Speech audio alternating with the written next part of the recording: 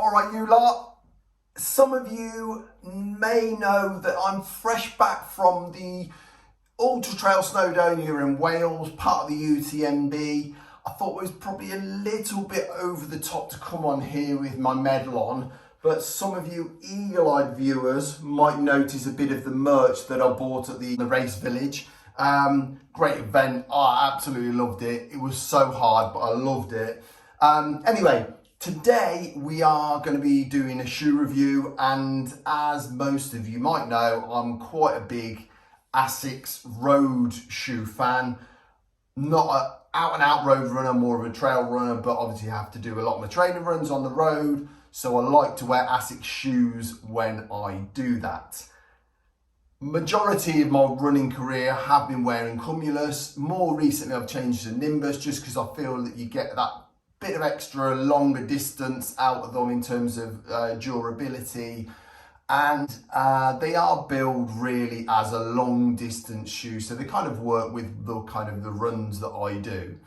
So I've had the Nimbus 22s before, the 23s, and the 23s again, but in a different colourway because I thought they looked really snazzy and I love them. So now that brings us on to the 25s.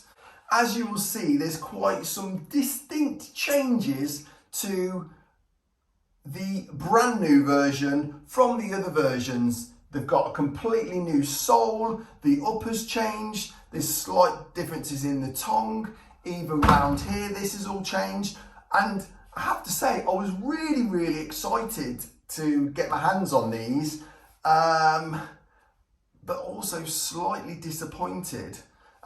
So let's start with the good bit, shall we? That's probably a good place to start. So the first thing is they've had a completely new sole. It's majority of it is foam. Kind of looks like there's no gel in these at all anymore, but I have been assured that there actually is a little bit of gel in and amongst the sole here, which is kind of to take a lot of the impact when you're hitting the road.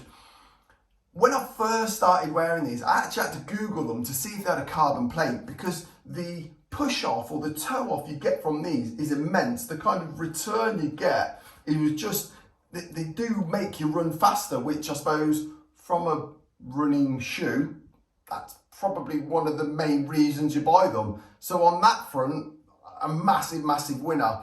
Again, with typical ASICS fashion, the build quality is just superior. I can't see, I mean, I've done probably, I think about 120 miles in these, and they're pretty much as good as new, no wear or tear. Really impressed with the build quality. They've done some fancy things as well on the back here. This is nice and easy to kind of pull the shoe on. Doesn't really add much weight. It's really thin and flexible. Really cushioned around the back, around here, as the standard you get with ASICS shoes. And in terms of the way that they look as well, I think they're a pretty snazzy shoe. I know the colourway is a bit garish, which I kind of like. However, so disappointed because I was looking forward to these being so much better than they were. The sole I cannot fault to a certain extent. There's a little bit I can fault quite badly. There's a lot more wrong with this shoe than there is right. We'll start with the first thing. They've changed the sizing slightly. So a lot of people say you should actually go half a size further than you would normally go in an ASICS shoe, and actually I found the same in these. My toes do start to just bash the edge. I have done a little bit of a fix to try and compensate a little bit, which I've never done before in an ASICS shoe, and that's use this additional eyelet at the side here. I'm having to do that on two rays, really just to pull the foot back slightly and also to hold it in, but I don't actually like doing that. I know a lot of people like it to actually hold the foot in properly.